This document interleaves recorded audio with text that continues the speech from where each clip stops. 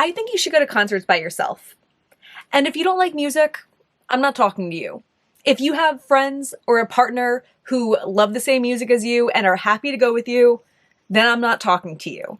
But if bands that you love come into town and you try to get a group together and you can't get people to go with you so you don't go, then I mean you. Or if you regularly drag a friend or a partner to these concerts with you and then they just stand there like,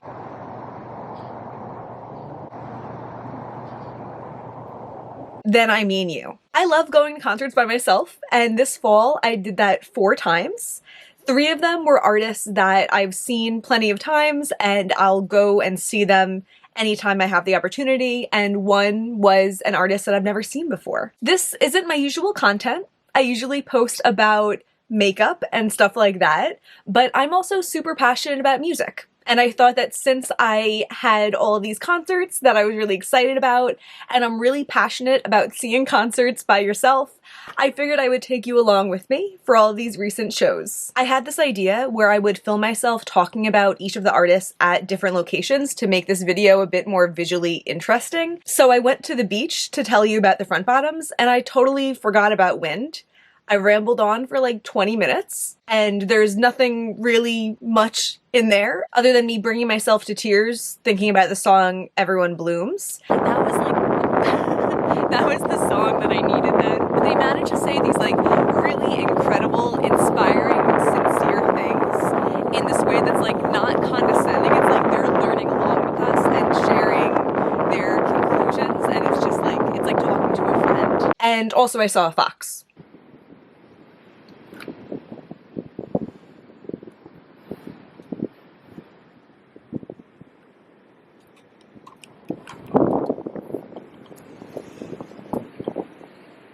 Do foxes bite?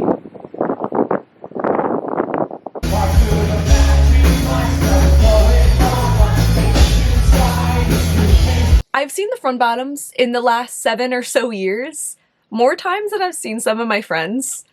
I started listening to them when I was away at school in like 2013, and it was the song Everything I Own. That's still one of my favorite songs of life, and I feel like it exemplifies so much of what I love about the front bottoms. The front bottoms definitely have a sound that a lot of people might not like, but there's something about the way that Brian Sellis sings that I find hypnotizing. His voice sounds so raw, and what they're saying sounds so honest, and they talk about everyday events or heartbreak from a perspective of like, this sucks, but I'll be fine. In the song Everything I Own, I kind of dedicated it to being away at school because it's about something working for you now, but you know it's not going to work for you forever. The song's definitely not about school, but that's just the relationship that I had with it. I love that perspective. I love that feeling of like living in the moment, worrying about later. They're probably my favorite band. I like to say that they're tied with the artist we'll talk about next, but I definitely listen to them more than I listen to any other band. In September, they played a couple towns over for me, which is fun that it's close, but I do like when bands are playing in the city and I can kind of take myself on a little date.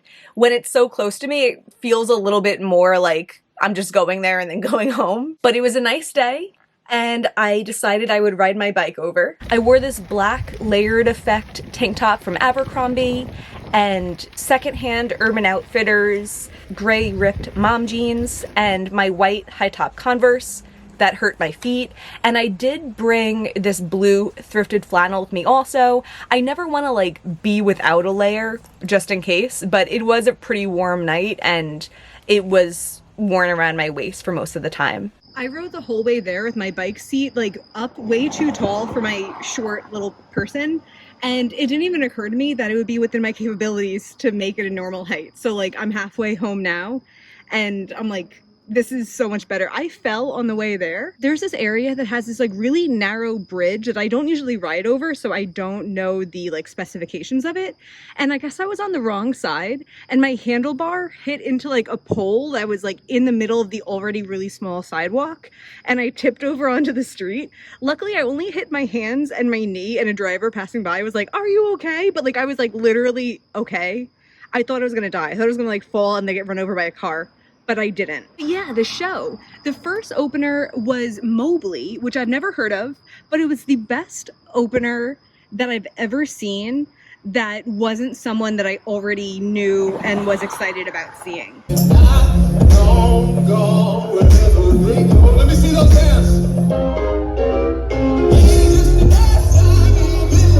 They were like car seat headrest meets Imagine Dragons, but not in like the corny Imagine Dragons way, in like the cool Imagine Dragons way. He was really good. It was like a one guy thing also, I'm pretty sure. I think there was just one person on stage. And then the Front Bottoms. So it is usual. I don't think it was like my favorite show I've ever been to by them, but I've been to 11 shows now, and I felt like the crowd that was immediately around me for like the beginning of it was a little bit, I don't know, annoying. Sometimes you're just around people that annoy you, or like you get there early and then other people push in front of you. And like, I don't mind when that happens when the performer's performing, like in the regular course of movement, but I do mind when like people are standing there and then someone just like pushes in front of you. I think that's kind of annoying.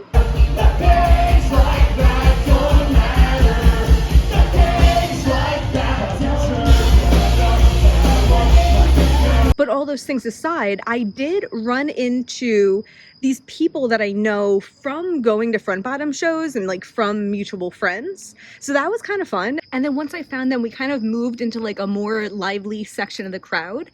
And I feel like that is kind of what I need to remember.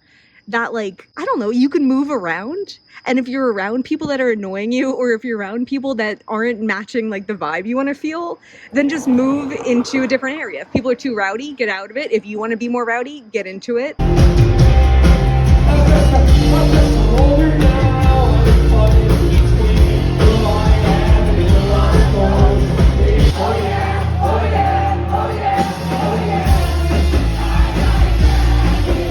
So that was fun. They played Three Young Lovers, which was really unexpected, and I feel like they never play that. Bus Beat they never play.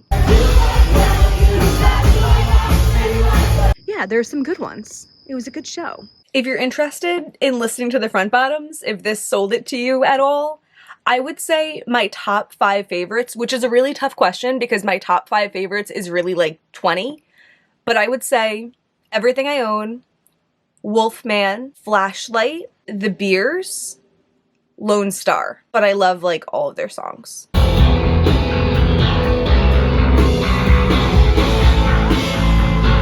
I've been listening to La Dispute since 2011 when I was working at Hot Topic. They were on our radio station, and I remember being gripped by the lyrics, "Can I still get into heaven if I kill myself?" And I was like, what the hell is this? There was a story behind it, and I was intrigued. It's the song King Park, which is about a shooting gone wrong, as if shootings can go right, but the intended victim was not the victim. And it's a long, intense song. I kind of feel like La Dispute, at least that album Wildlife, is kind of like the music equivalent of true crime. Jordan is telling the stories of people in Michigan who are going through hard times and using these stories as a means to learn more about the world around him and cope with his own traumas and issues. They are also probably in the same category as the Front Bottoms of having a unique sounding voice, which is something that I like.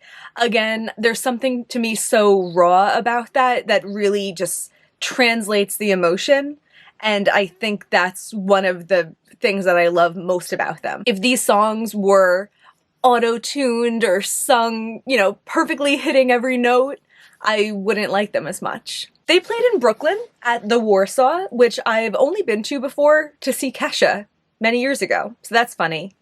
I hate going into Brooklyn. The trains getting there are just super annoying. It's less direct, but I did it. I wore a green cropped t-shirt and these silly plaid pants that I thrifted for like $2 in Colorado that have a green and purple plaid design, and I wore white sneakers with that. The outfit was cute, and I did feel like I fit in with the funkiness of Brooklyn, but I kind of wish I was just wearing a white tank top. I didn't feel like the green shirt was really that much me. I met up with my friend at a park and we hung out for a little bit, and then I went over to Champs, which is a vegan diner, and it was the first time I've been there since the pandemic. Actually, no, I ordered takeout from there once like a year ago, but it's the first time I went inside since the pandemic, and I got my little vegan breakfast plate. I walked over to Warsaw. I got there maybe like 15 or 20 minutes before doors opened, and I waited online, and then when I went inside, I went right to the bathroom and then right to the front. That's kind of my thing. I do like being by myself because I feel like it's easier to go where I want to go and, you know, do what I want to do, such as go early and stand in the front. But I guess the drawback is that you can't really be like, hey friend, save my spot while I go to the bathroom. But I found that if I use the restroom first thing when I get there and then stay in my spot, then I'm good. I was really thirsty. One of the security guards ended up giving me a water bottle that they had in the front for like the crew. So that's really nice. That's something that's happened to me before, being in the front row, because I guess they are a little bit sympathetic to the fact that you can't get out. But yeah, eating a really salty meal and then walking like a mile did that to me. I've heard someone before describe listening to wildlife like watching a movie, and I totally agree with that. And since it was the 10-year anniversary tour, they were playing the whole album in full. They really put on such a captivating, gripping show. Jordan jumped into the audience, like over me at one point. He was down in that little space between the stage and the barricade at one point. Such high energy the whole time through.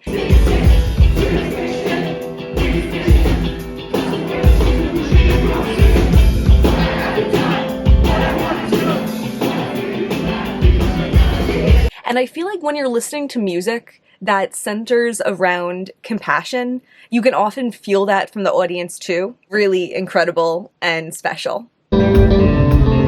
If you want to try listening to them with something of a more mellow sound, I would recommend the songs 8 and 9, both from their Here Here albums.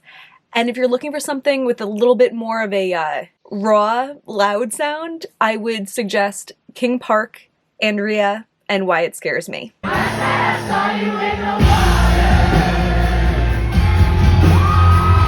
The third concert I went to in my 2-week concert bender was Matt Mason. Although I probably listened to the Front Bottoms the most out of anyone, like in a greater span of time, and I really connect with La Dispute and I love them.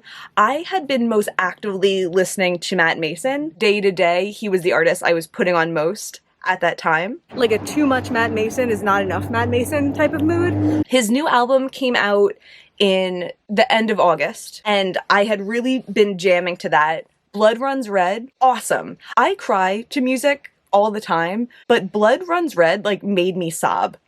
And not because it's a sad song, but just because I felt it so intensely.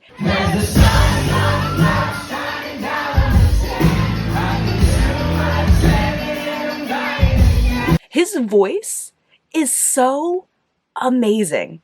I can't stress that enough. And like what you hear on the recording, like he sounds fantastic on the recording. He sounds even better in person. And of all the artists I'm talking about, I feel like he has the most like raw talent in his vocals. I had gotten into him in 2017. I found the song Cringe, the stripped version, on YouTube and became obsessed with it, and I started listening to the not stripped version too. After that, it was Gravedigger that I really liked. The first time I saw him was in 2018 at a small venue in Brooklyn. It was a $12 ticket, and I remember getting there and I was kind of late, and I got right up to the front because there wasn't that many people there, and I was like, I might be his biggest fan. I continued seeing him. I continued kind of having these feelings of like, you know, this guy is so underrated for how talented he is. There was one concert I saw of his.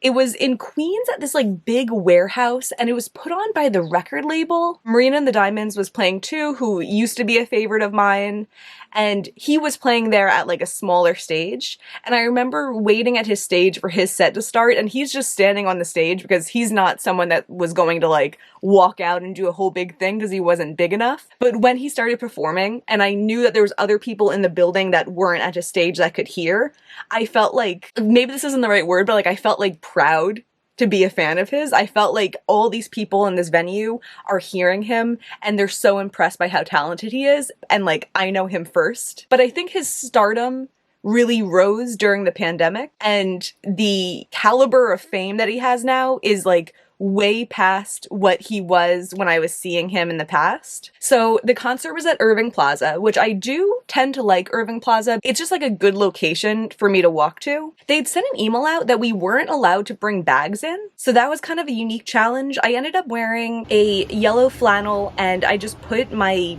credit card and my ID in the pocket of my flannel, and my house key also. I wore a plain white tank top from Target. I wore my gray sky-high jeans from The Gap and yellow Converse that ended up killing my feet by the end of the night, and I have since decluttered them because I'm realizing I can't wear regular Converse anymore. So I took the train, I went to Veggie Grill, I got my Caesar salad, I want it right now, and I got the buffalo chicken wraps. Everything there is vegan. Everything's delicious. And then from there, I walked down to Irving Plaza. I wasn't sure what time doors were and what time the shows started, so I got there on the earlier side. I got there, I think, about an hour and a half before doors. The line was wrapped around the block. I usually find if I get there an hour before doors, or at least like maybe a half hour before doors, depending on who it is, I'll be in the front of the line and I'll end up right in the front of the show. But that wasn't the case. When I got in, I got pretty close to the stage, not like up against the rail, but maybe like 2 or 3 people in front of me. One of the openers was this group called Steinza, which I believe is from his hometown in Virginia Beach. And they were so sweet because they looked so happy to be there.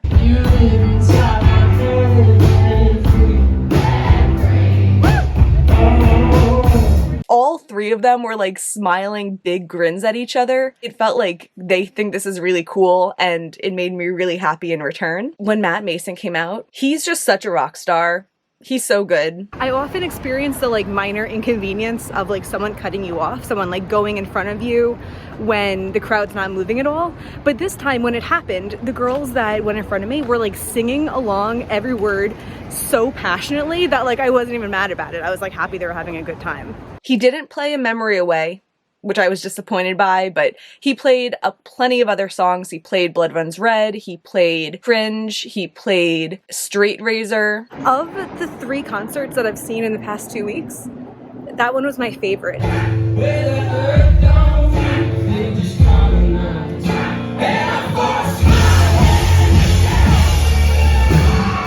But he was such a treat to see, and it just felt like going to these concerts, everyone I saw was just getting better and better.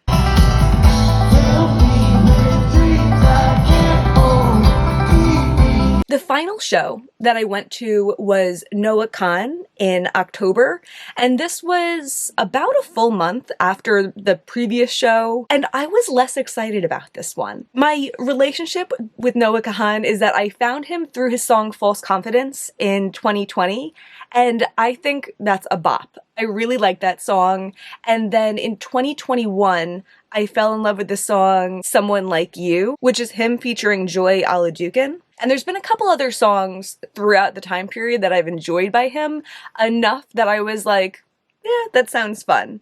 Another selling point is that I love the venue that this concert was taking place at. It's Pier 17, which is all the way down south in the city, and it overlooks the water. It's just so cool. Like, you're on a roof surrounded by water. I imagine as an artist, it's the kind of place that you play and you're like, this is awesome. So for all those factors, I decided to go. I had bought my tickets a couple months in advance, and the day of, I was like, all right, like I don't feel like rushing. I don't feel like running around for this show that I'm not super jazzed about. I wore this really fun Stan Studio coat that has like pink faux fur and it's huge and ridiculous.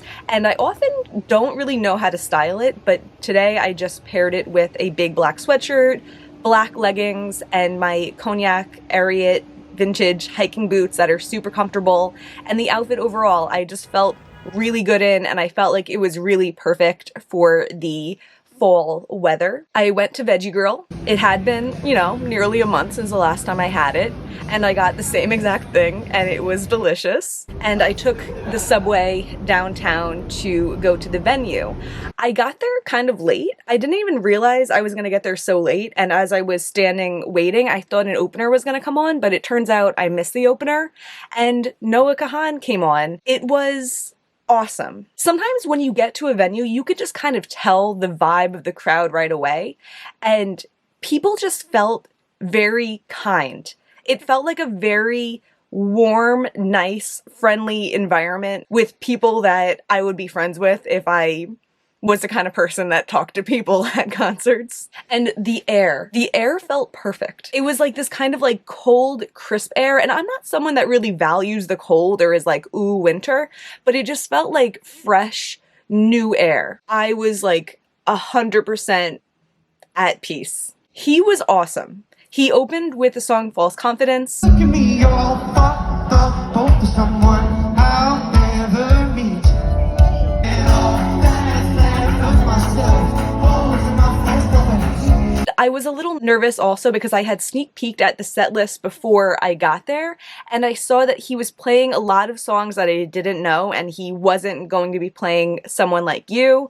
He didn't play it, but it really made me appreciate all these new songs from his album that I hadn't listened to or I hadn't connected with yet. He brought out his brother for a song called New Perspectives, and that just felt like witnessing a core memory being built between these two brothers.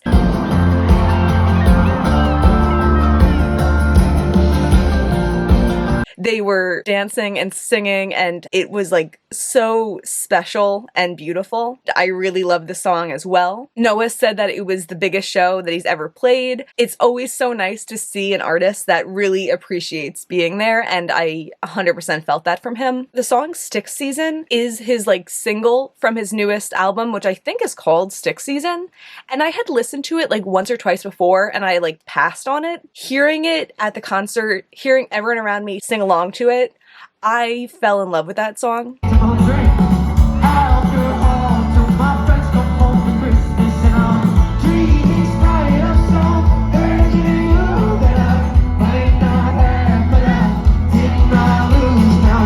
Even now, it's like I can't wait to finish filming this so I can listen to that. I'm so in love with that song. After the concert, I sat outside by the water for a little while. They have these like wooden benches, and I called my boyfriend. He was with his sister and we had a nice conversation, and I decided to kind of take my time getting back to Penn Station because Taylor Swift's album was dropping that night, and I was like, it would be fun if I'm still out at midnight so I can listen to the album. That's what I did. I ended up getting to the train shortly before 12. I bought her album on the train, and I was able to listen to the whole thing when I was on the train, and then I kind of took a little meandering walk home once I got off the train. And it was overall just such a good night. I wasn't expecting it to be as awesome as it was, which maybe added to it, but of all the concerts I went to this fall, it was my favorite one, and it kind of like reminded me about the magic of concerts and the magic of going to concerts by yourself. Overall, I think the best things about going to concerts by yourself is, one, having the freedom to schedule your own day, to go to the venue when you want to get food, how you want to get food, to move around as you see fit, to leave when you see fit. I'm not necessarily an advocate of crowd surfing because I think it can be a little bit rude, but I did go crowd surfing one time. And I wouldn't have been able to do that if I was with a group of people because I would have lost them. I also just love the experience of not having distractions, of taking in the scenery, of, for me, walking around the city and breathing the air and having this time to myself. I just think that's so peaceful. And maybe most importantly, just the whole fact of going. If you're someone who waits around to make plans to have someone to go with, and you might not go if it doesn't work out, taking that out of the equation is so freeing, and you can have these experiences even if you don't have someone equally as passionate to do them with. So yeah, I know this was a deviation from my normal content. I hope it was still entertaining, possibly inspiring. If you enjoyed it, please give me a thumbs up and subscribe. It really means a lot to me. And that's everything for today. Thank you for being here. Bye.